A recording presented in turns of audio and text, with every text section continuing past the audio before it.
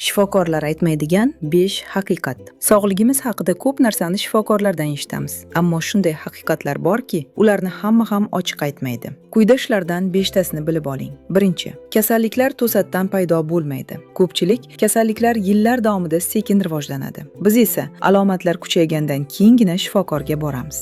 Aslida oldini olish davolashdan ancha oson. Ikkinchi, dorilar hamisha muammoni hal qilmaydi. Ko'p hollarda dori faqat simptomlarni bosadi, lekin sababini yo'qotmaydi. Hayot tarzi, ovqatlanish, uyqu va harakat eng katta davochi. Uchinchi, sog'liq sizdan boshlanadi. Shifokor yo'l ko'rsatadi, ammo sog'lom bo'lish mas'uliyati insonning o'ziga bog'liq. Hech qanday shifokor siz o'rniga sog'lom turmush tarzini yuritib bera olmaydi. To'rtinchi, stress ko'p kasalliklarning asosiy sababi. Yurak, oshqozon, hatto immunitet muammolari ko'pincha ruhiy holat bilan bog'liq. Xotirjamlik ham davo hisoblanadi. Beshinchi, erta tekshiruv hayotni saqlab qoladi. Ko'p kasalliklar ilk bosqichda aniqlansa, oson davolanadi. Afsuski, ko'pchilik tekshiruvni kechiktiradi. Sog'liq bu faqat shifokorlar ishi emas.